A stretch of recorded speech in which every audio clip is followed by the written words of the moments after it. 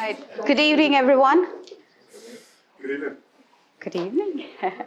On behalf of BPIC and myself, a very warm welcome to everyone. This is BPIC's first event within West Midlands. We are super proud to be launching BPIC in Midlands. My name is Nirali Patel. I'm a project manager with Gleeds, and I'll be your host for this evening. Before I start with the presentation, just a few housekeeping things.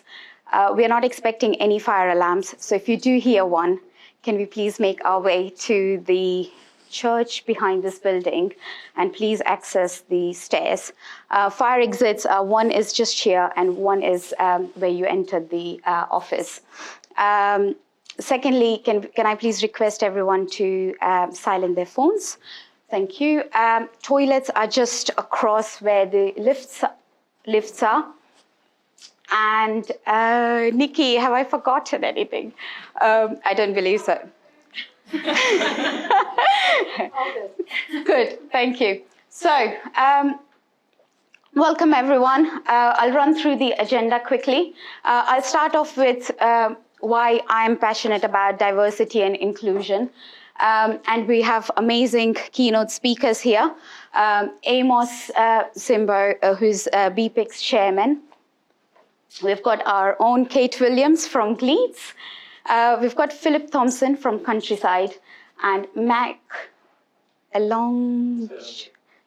Alonge, sorry, I'll get it right one day, from the Equal Group as well.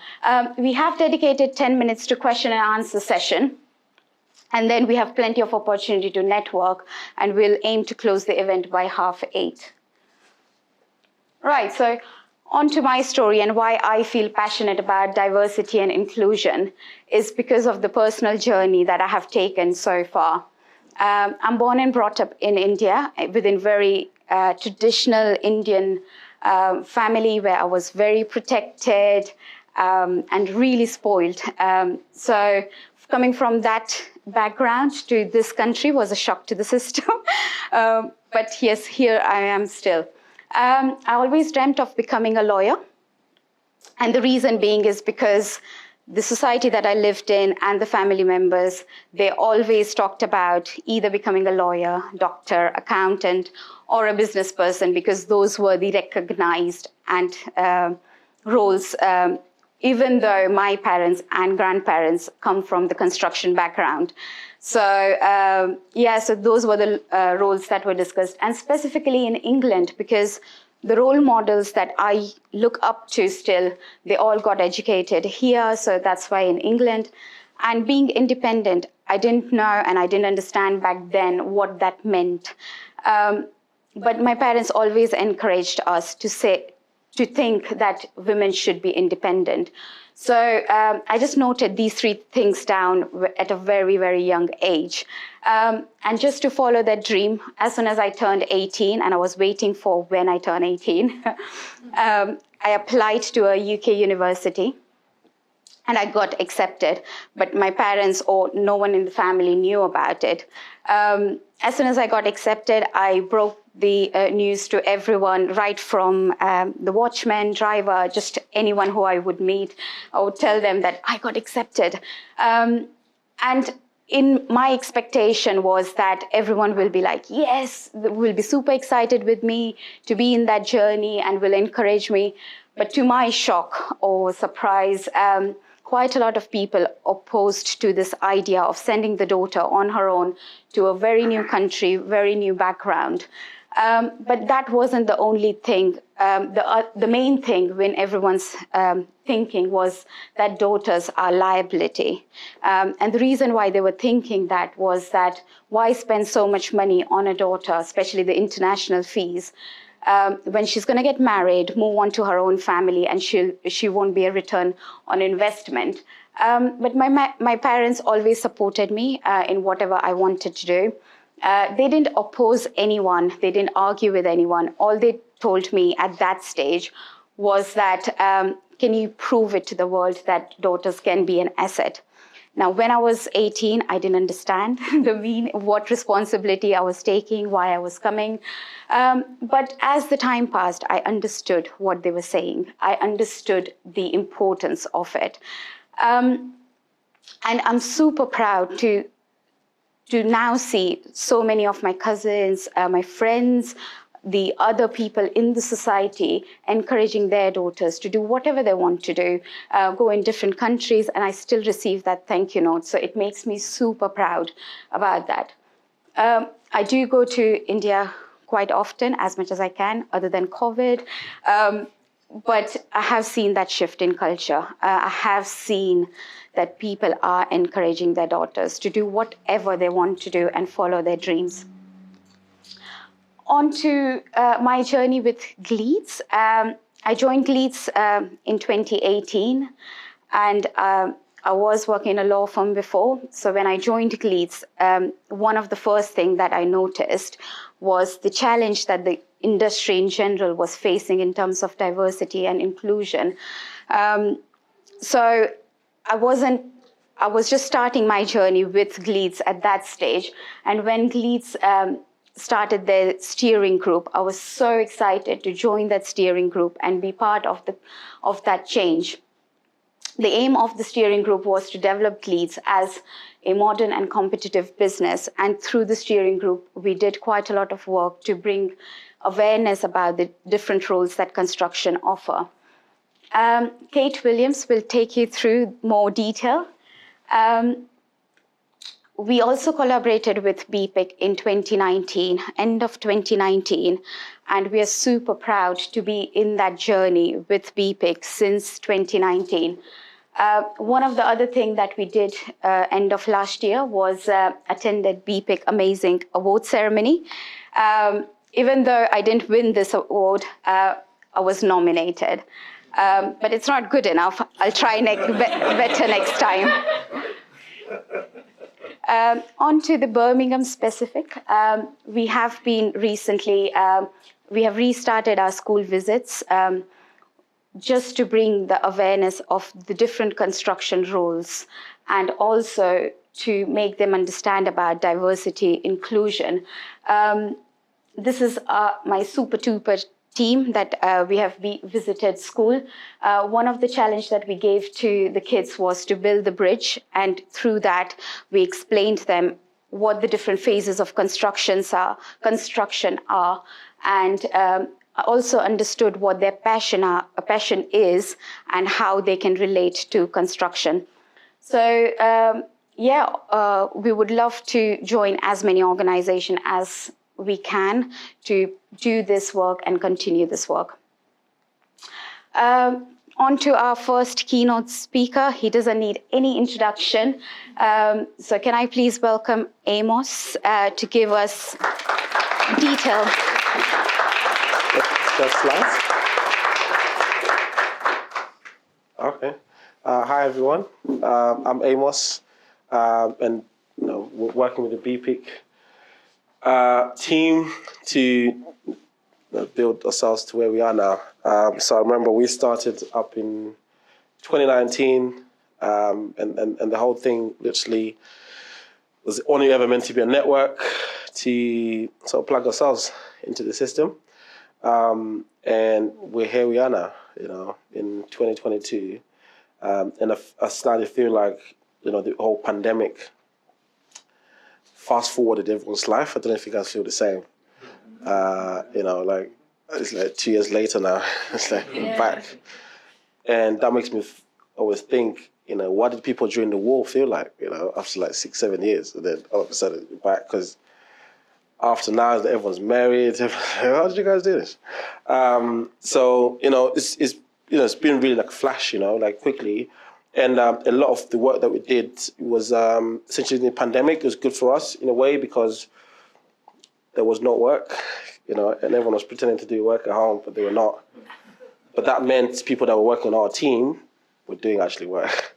So it's really good for us coming up. Everyone was glued to their screens on the internet, so they could hear about us. So that was really good time for us, and we grew. And I feel like at any point in history when we talk about BPIC, it's going to be really critical to say that was really instrumental into how we put ourselves on the map, and we grew. People had time for us all day, and we had the whole momentum of the BLM even in 2020, which brought everyone's attention, sort of focused into what we're doing. So that's how we came to BPIC. There's nothing complicated about what we've done, except ourselves applying ourselves, and doing the work that we did.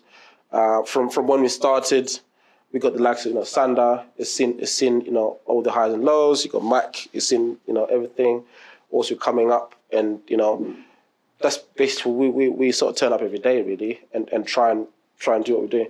The whole point of us, without, you all can read what we're doing here, but is bringing awareness to the industry. I feel like from where I'm from, so I went to, to Loughborough. I'm an engineer of some sort, and did mechanical engineering. And I didn't know about construction. And then I did, because I got a job in construction, and never really looked back. I love the industry, but it's nothing that was ever exposed to me, and a lot of people, whether they admit it or not, they are motivated by money. And there's loads of it in construction, within the property, within this, and people tend to cling on that. And for me, as soon as I saw it, especially my industry, don't take this wrong way, I didn't have to be the engineer that I actually was supposed to be. So the engineering I did was really difficult, right? So I'd work for Rolls-Royce and all that. If you're not clever, don't go there. Because honestly, trust me. But I'm not saying if you want to be an engineer, do that. Do it if you want. But it's cutting edge. So that's what we did. And then when I saw construction, I was like, yeah, this is me. I could apply my knowledge without, being on the edge of it. So that's what we did, define the problem and what we wanted to solve, which is the awareness is a part of it, and the industry not being open to ethnic minorities is also part of it, right? So there's two problems to solve. It's not just one. And as much as out there, people, sometimes it looks like it's just one problem, but it's actually two.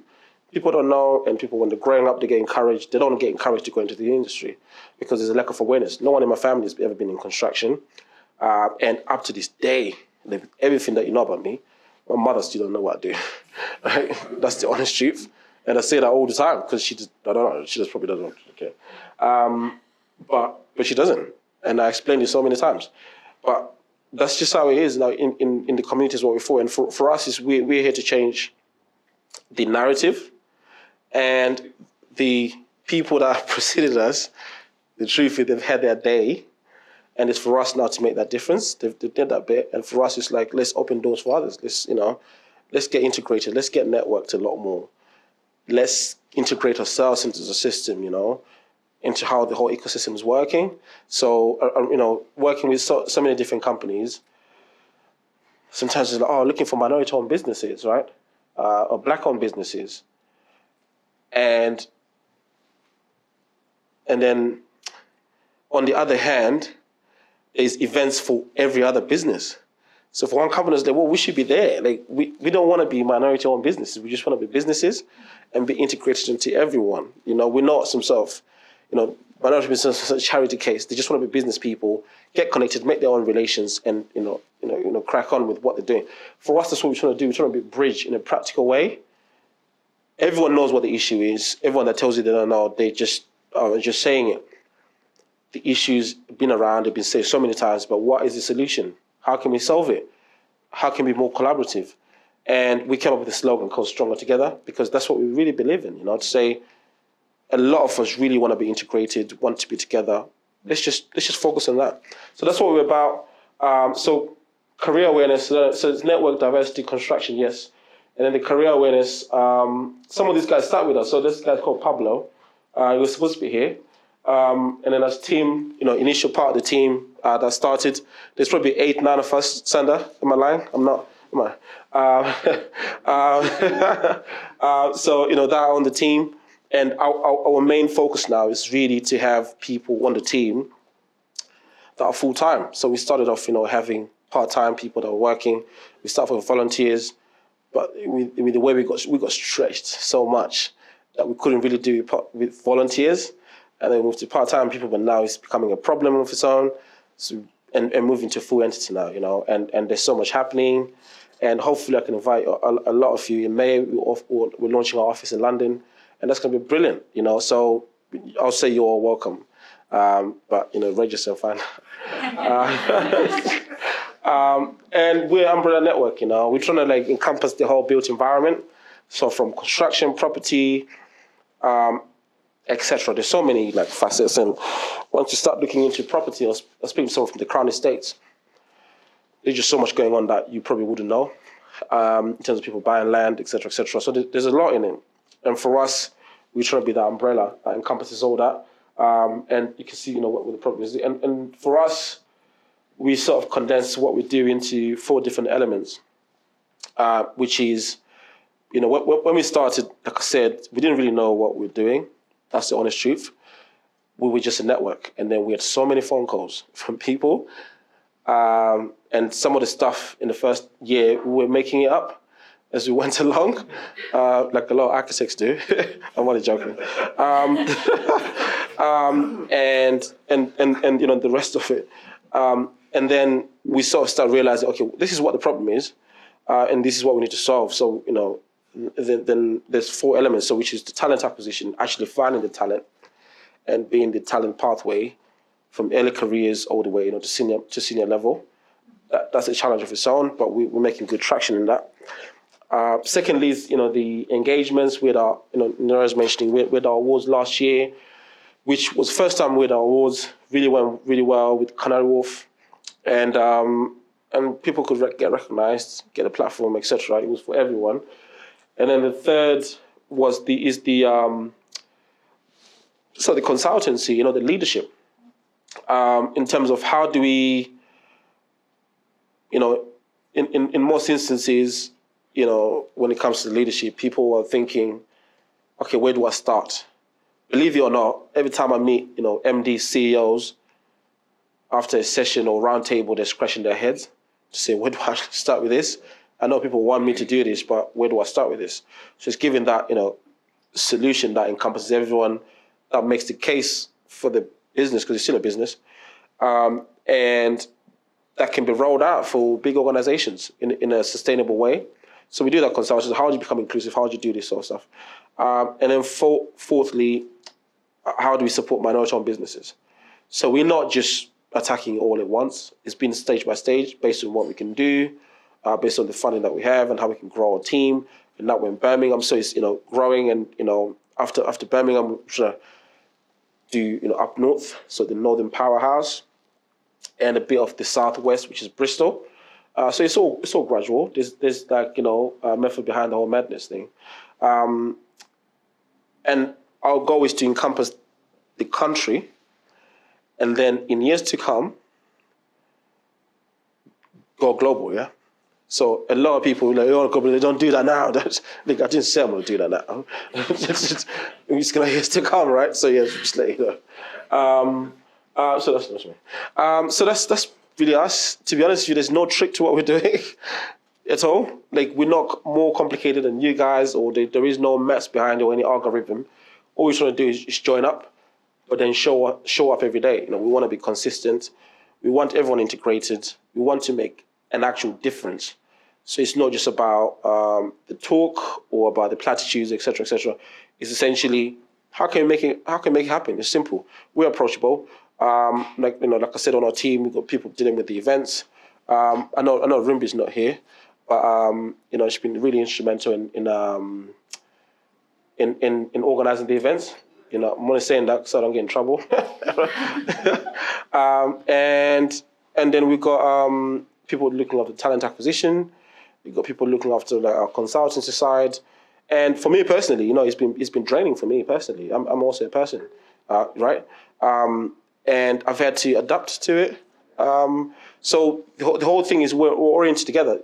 Inclusion, diversity is not just up to me or us, it's up to everyone. And I think the fact that you're all here, you buy into the whole idea of what we're trying to do. Let's all come together. At some point, this is got to stop being an issue.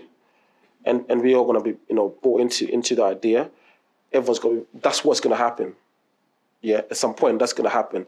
But whilst we're at that, we're in that journey, let's all proceed and do it. That's my dad, by the way. It turned out, so that means I have to stop talking. Thank you, everyone.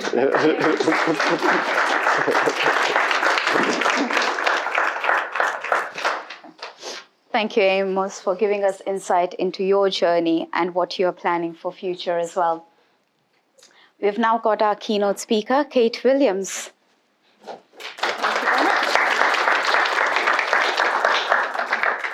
Thanks, everybody. I thought you were going to click onto my slides for a few minutes then, Amos, and I was like, yeah, either steal them and keep going for me, or... and I kind of stand up here and kind of think, and I was thinking to myself last night, why am I so nervous about coming to present today? And I couldn't put my finger on it. And then I kind of thought, actually, it's because I want to do a good job at telling you what Gleeds have been doing. And just that little short walk through from our drinks before, talking to Phil as he was walking along, and he says, how long have you been in Gleeds? Nearly 4 years. And I started to say at what point I'd been doing what within my role and when I'd got my promotions. And in 2021, I picked up the role of looking after diversity and inclusion. And Phil said to me, and look at the smile on your face. And I kind of thought at that moment, that's how I want to start my presentation, because actually that's why I'm nervous, because I enjoy what I do and I want to make a difference. So I'm going to tell you a little bit about what Gleeds is doing and kind of do it from my perspective, from me as Kate. So fairness, inclusion and respect then is what I want to talk to you about. And our journey started back in 2019. So 2019, we started our D&I steering group that was made up of 18 people. Nirali was one of our key members of the steering group at that point. And as we've just alluded to, the kind of next 2 years, we were all in lockdown. So a pretty difficult time to start to put things into place in a business when we're all just sat behind screens in our own homes. So quite a difficult time, but some of the fantastic things that were done at that point was actually starting to raise awareness and allow those conversations to happen so that we could talk openly within the business. The D&I steering group reached out to the executive management board, got them on board, reached out to the UK senior leadership team and got those on board. We put loads of events and news stories onto our Yogi pages, which are internal intranet sites for people to raise awareness and kind of go on and find and place comments themselves.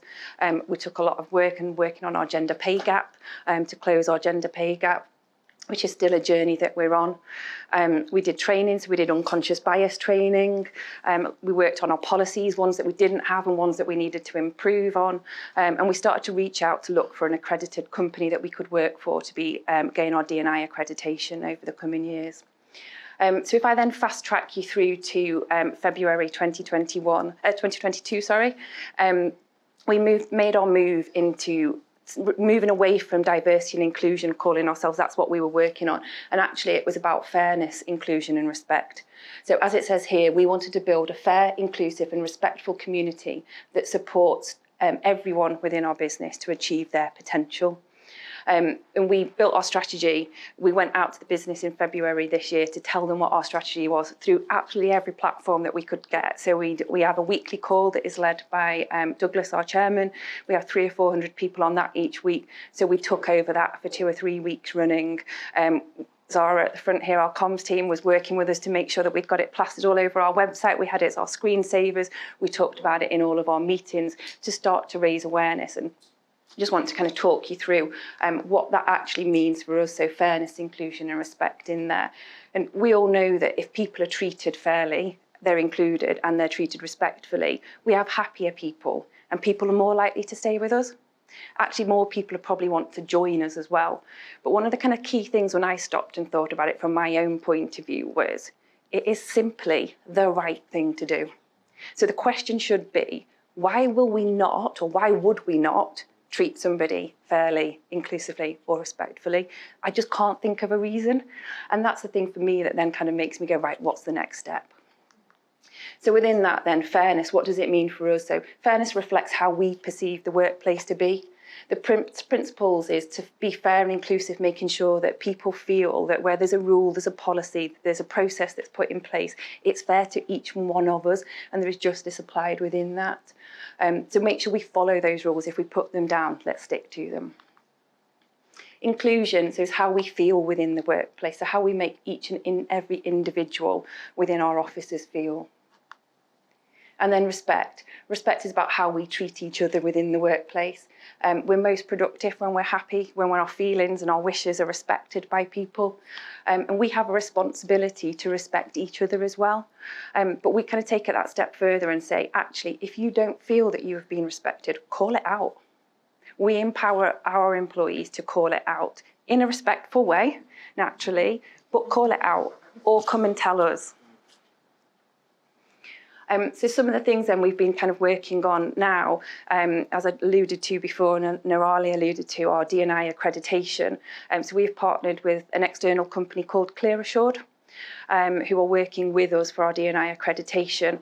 So we joined them back end of last year, and Q1 of this year we've been working on, you enter as foundation level, and we've been working hard to get our bronze accreditation, which we have literally just put in for our bronze accreditation. So 17 different activities that we work through, so making improvements to policies further, making sure that our offices are accessible to all, looking at how we advertise. So Amos, you were talking about the attraction piece, so making sure that we kind of review our adverts and our websites to make sure that we are right there. And literally we've submitted our bronze application, and on the same day that we did that, we had a meeting with our account manager to say, right, what do we do for silver? Keep giving us the stuff to get better. So they're sending us through our next 40 things that we will be working on, and we will keep going through till we get to the end, which is platinum, which I believe is 230 things that they will kind of give us, and they give us them the specific activities in line with our strategy. So things that we're already working on, but to say, actually, you've not thought about this, you might want to think about this differently. The other thing that we set up in February is our allies groups. So we have 5 allies groups within the business. So we have gender, race, LGBTQ+, carers and diverse ability. These networks, ally groups, have got kind of 2-pronged approach to it. One, we use Yammer, so everybody can kind of get into it, but it's a safe and confidential environment for like-minded people or people that want to learn to meet in a virtual environment as it stands at the moment. Hopefully we'll be able to kind of do it face-to-face soon, to go and talk safely. The second kind of pronged approach to it is that it's about 2-way communication. So we want that group to support us as a business from the perspective of, if we're going to launch an initiative, something within our wellbeing strategy or a policy, we would like to be able to reach out to those groups to say, could you review this for us?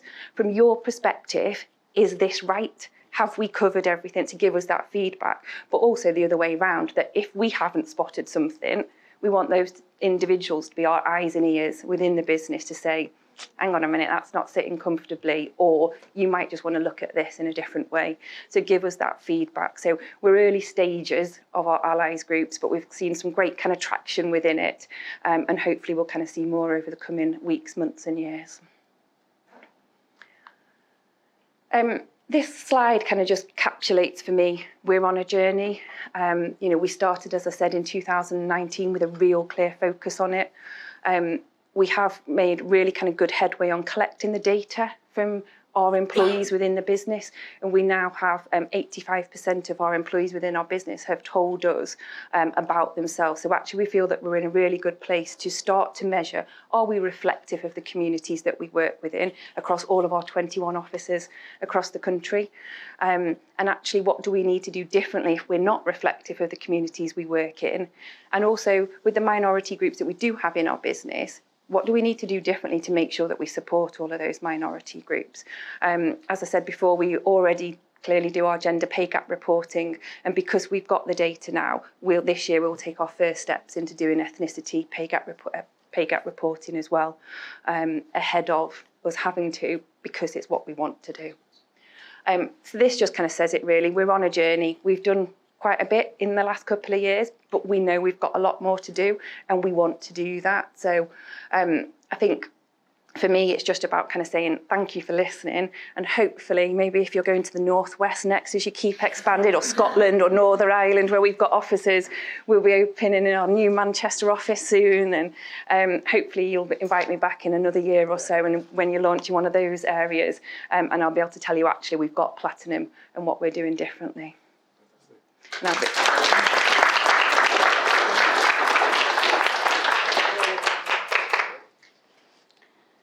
Thank you, Kate. It was amazing. Look forward to working with Gleeds team. Right, our next key speaker is Phillip Thompson. Thank you very much, thank you. No hand claps, okay, that's fine, that's fine. I jest. Good evening. So tonight, for me as a black man, a black person who's always lived in the Midlands and works in architecture and construction, tonight really is a wonderful occasion. I started working in this field nearly 20 years ago. Originally working for consultants, but now for the last 10 years working for house builders directly. Throughout most of these years, from aspiring to be in this industry to working in it for the past 20 years, at times I have felt alone in this journey. That is why being here this evening, representing Countryside, one of the top major house builders in the UK, who I've worked for as a senior designer for the last 5 years, really, truly is an honour. It really is. I'm excited by BPIC, the network, and its vision to improve the diversity amongst organisations in construction. And I love the fact, and I'm proud, that Countryside is a business that truly recognises equality and diversity as essentials in our modern day workforce and critical in its performance. At Countryside, I, and so many others like me, finally have a voice. At last, we can be heard. So firstly, let me talk about the DEI strategy at Countryside. We launched it in November 2021, press button, Phil, known internally as BU. It was initiated by our exec team with a strategic intent to help us succeed in the marketplace. It has 4 goals, 2 internal and 2 external.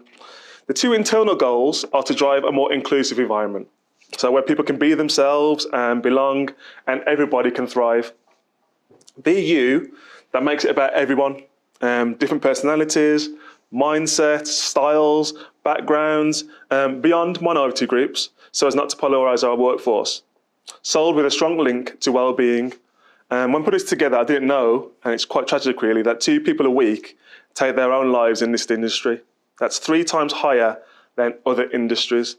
So why wouldn't we want people to be themselves at work? We know that when people are able to be themselves at work, they feel included and experience better well-being. Mind Gym, in their inclusion report in 2021, say that employees in highly inclusive companies are 4 times more likely to report high well-being compared to those in less inclusive workplaces. And that's page 9 of their inclusion report. The second goal is to build greater diversity, to better reflect the communities that we operate in. It's these 2 internal goals where our partnership with BPIC has been the most important. We partnered with them as part of our DEI strategy back at the end of last year. Now, the relationship with BPIC is still in its early stages, but in relation to our inclusion goals, we've partnered BPIC to raise awareness of Black History Month and the relevance to our industry. There's a great video I watched of Anita Cunningham, which is our head of culture and inclusion at Countryside, interviewing Amos. And they're just talking about real issues around how we can make our industry more inclusive, which went on all of our socials. We had a role in judging for the BPIC 2021 awards. And other things we've done internally to build inclusion amongst those who are either Black or of an ethnic minority background are, okay, so we've set up a race and ethnicity forum in which we meet every 2 weeks to discuss and promote and raise awareness of issues reflecting my Black and ethnic minority colleagues, and creating an environment where all employees can be themselves whilst exploring ways of enhancing our collective contribution at Countryside. I'm actually a part of this forum, and it's a great group, and even though it's only just started at the beginning of this year, we've already made impactful and purposeful strides. We celebrated Race Equality Week, which is great, for the first time. So we actually celebrated on every single day of that week. We had employee interviews covering subject matter such as breaking bias for female ethnic minority women at Countryside. We celebrated pioneers. We celebrated traditional costume. We had an office bring and share of traditional foods, which was posted and shared on our office intranet, and which every single member of staff gets to see. And now in my region, it really worked. It really encouraged open discussions about race and equality. We're in the process of showcasing members of our Black and ethnic minority community at Countryside as well, to show us in a more inclusive, to show us as an inclusive industry, and hopefully get young people to think about a career in construction, which brings us on to building greater diversity in our workforce. Now, personally, I feel we can't underestimate that, the power of it as well, showing the breadth and strength of diversity at a time where many young people from my community are falling into the trap of believing they cannot access, let alone excel in this industry. This really is so important. In terms of building greater diversity, we have started to advertise our vacancies with BPIC and asked our Race and Ethnicity Forum to share vacancies within their networks. For the first time, all of our traineeships have been advertised via BPIC. We're partnering with BPIC. We are hoping to work with the Waltham Forest College in London on opportunities for work experience. We've offered our apprenticeship levy to support untapped areas, and this has already supported a member of the Black and ethnic minority community to enter construction and undertake a plumbing and heating apprenticeship. Now, I haven't met this guy personally, but I know of his story, and one of the things that stuck with me was that he said that during his school years, he struggled to identify the options out there and that he felt there was not enough information about this industry. Initially, the same applied when he decided to go to college. And the thing is, he is not a one-off. There are so many others who share this experience. So Countryside has started to see the importance of supporting these untapped areas where perhaps the expectation, the resource or awareness of what can be achieved just isn't there. We've trialled our online work experience platform, which will give 14 to 18-year-olds information about construction, the roles and exercises that they can do to get to know the industry. And so far, we've had about 182 young people register to use this site, and 60% are Black and ethnic minority origin, and 50% are women. Okay, so whilst what I've said focuses on race and ethnicity, there are other things that we've done more broadly, which are to set out what inclusion is and what it looks like. We've set a commitment from the top for employees to be you. We've launched a 4-week challenge to set out the mindset and behaviour and build everyday inclusion.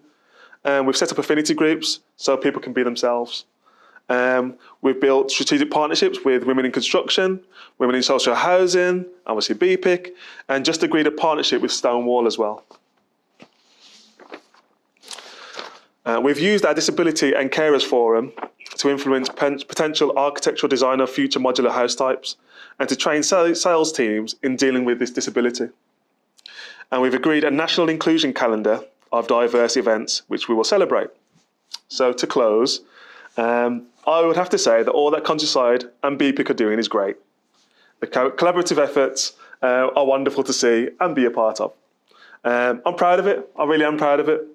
But honestly speaking, there is so much work still to do within our work on inclusion and everything we do to help people set up for success in their lives and careers. It's more than education and goes further than spotlighting excellent role models within our communities. We really must be willing to unpick elements of our systems and processes that unwillingly contribute to a culture where diverse representation is disproportionate and where the advancement of Black and ethnic minority professionals is hindered, all of which takes place in the field that we love, called construction, which will always be one of the major industries in our economy and society. But I'm thankful that Countryside operates in a way that is more transparent and open and recognises that equality and diversity is essential to its workforce and critical to its performance. But let us continue to be dedicated to the mission. Let us be disciplined and take accountability with not just our words, but with our actions. After all, we all reap the benefits of workplace diversity. Thank you.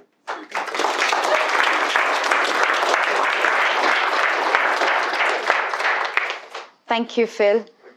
Thank you so much for giving insight into your organisation and what you do. Hopefully, we'll be able to learn a little bit more as well, and we'll be able to work together. Right, we've got our final keynote speaker, Mac. Thank you very much.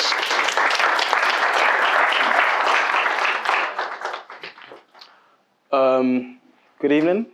My name is Mac Alonge. I'm the CEO of the Equal Group. I wanted to talk a little bit about who we are as an organisation, some of the work that we've done in construction and infrastructure, and then just leave you with some final thoughts on BPIC and the opportunity that presents to us. I'm a huge fan of BPIC. Been speaking to Amos pretty much since the start of the network. It's an absolutely outstanding initiative. And it presents a wealth of opportunities for us as a society, as a sector, and also as individuals. So I'll touch on that kind of later on in the organisation.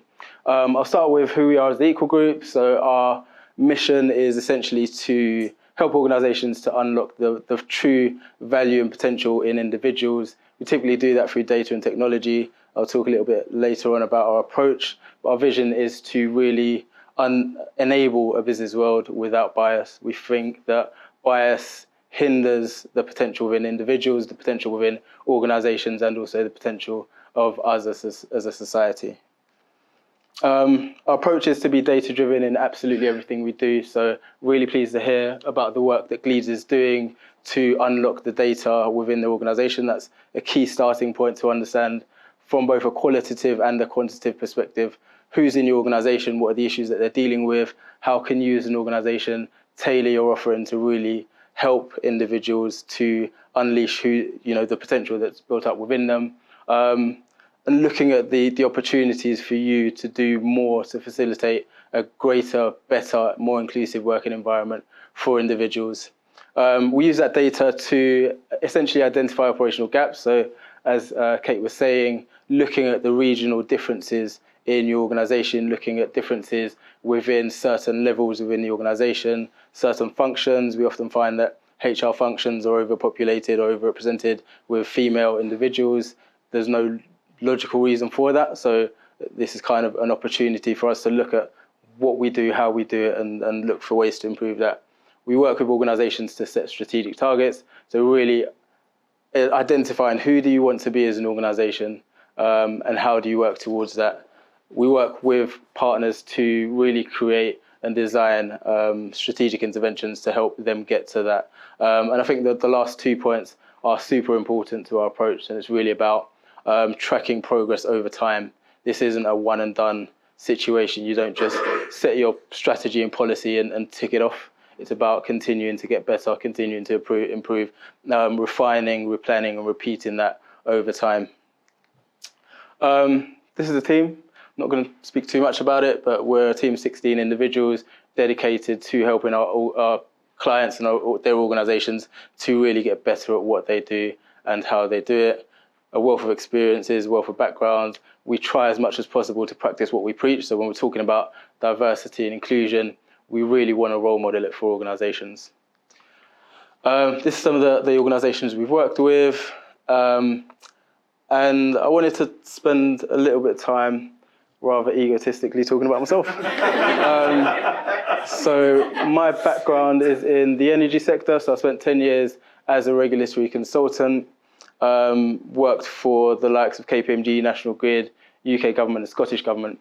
And one of the things I reflected on during that time was the lack of diversity, especially as I progressed through the sector. The more senior I got, the more common it was for me to be the only black person, the only ethnic minority person in the room. And I felt that hindered me. It felt like I couldn't be myself. It felt like I had to adapt in any situation. The brain power that consumes didn't necessarily allow me to do my best work. So I took the decision to step away from the sector and look at it from an outsider's perspective. So looking at things in terms of if we could reimagine our sectors, our organisations, what would good look like? How would we present opportunities to people? How would we view talent management? I'm a strong believer in the fact that if we can put people on the moon and bring them back safely, we can fix diversity and inclusion. It's not that big a problem. It just takes dedicated people, takes commitment. It takes all of us getting on the same page in terms of what good looks like. So yeah, I won't spend too much time on that.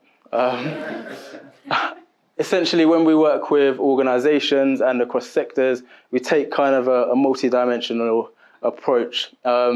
in working with organisations, we help them to understand their issues and provide them guidance in terms of how to get better at doing what they do.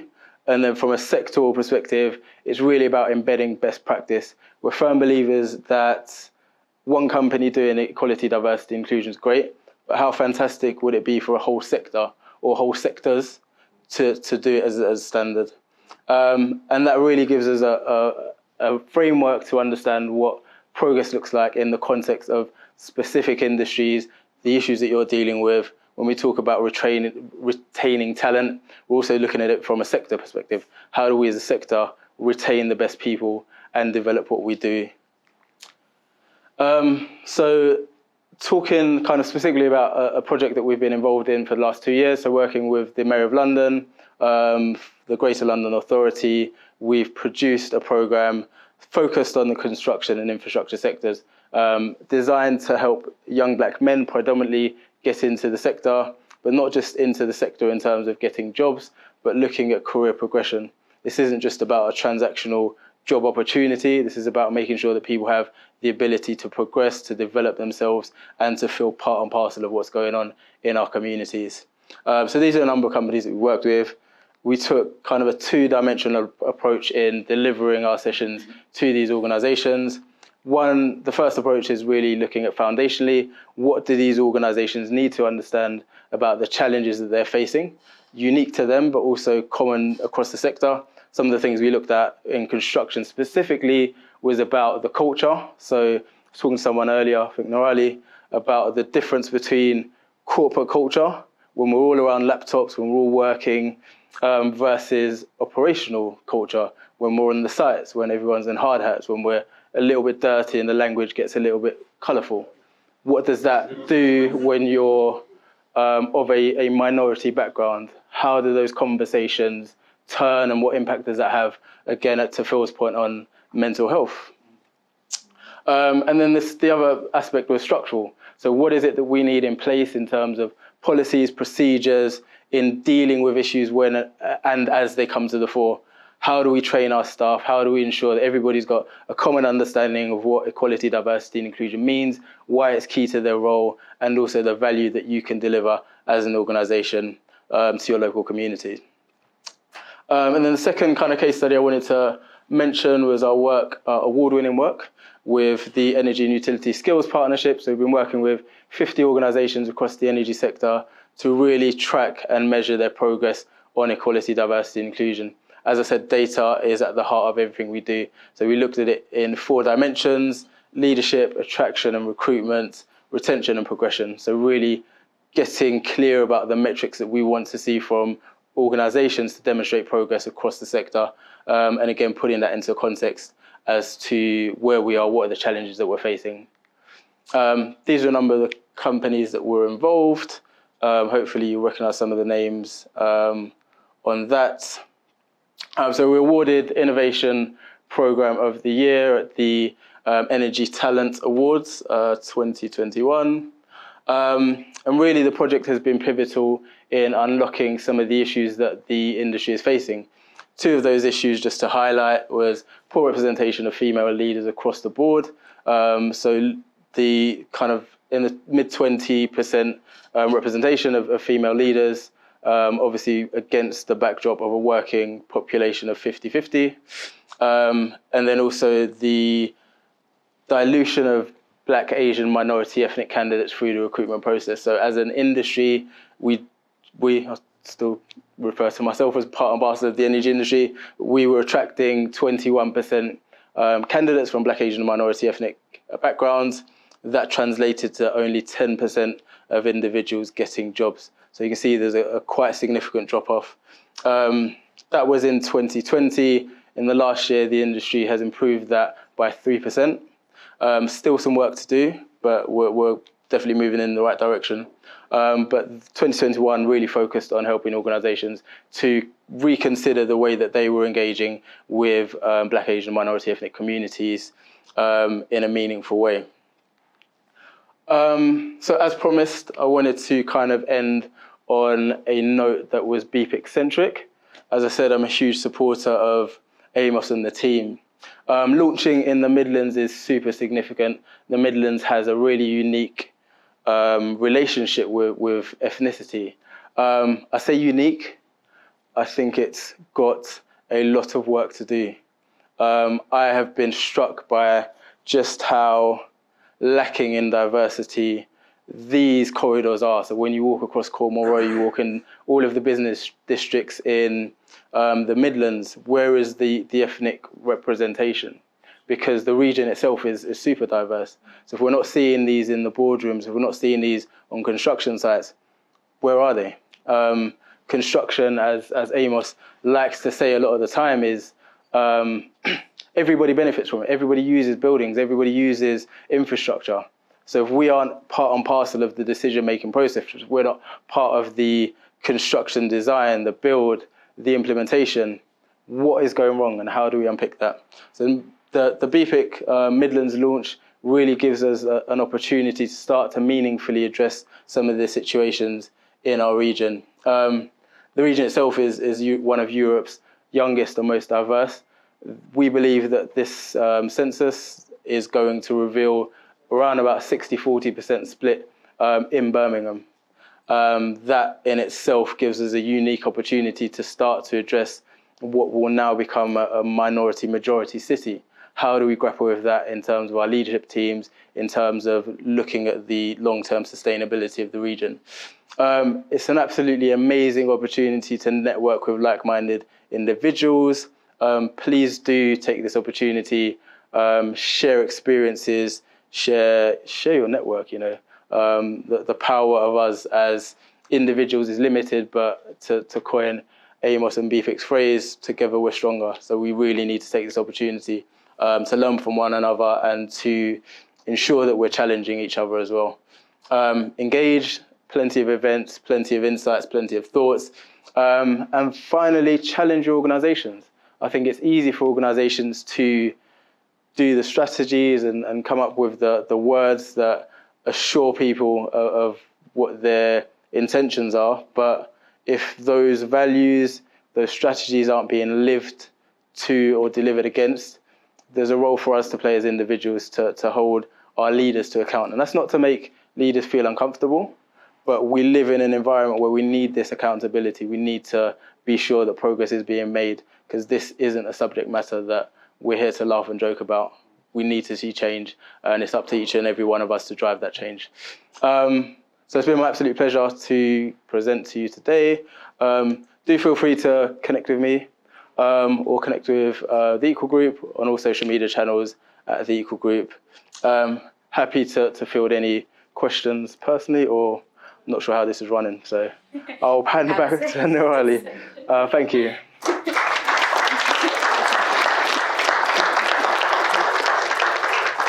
Right. Thank you, Mac, for taking us through your journey and what your organization does.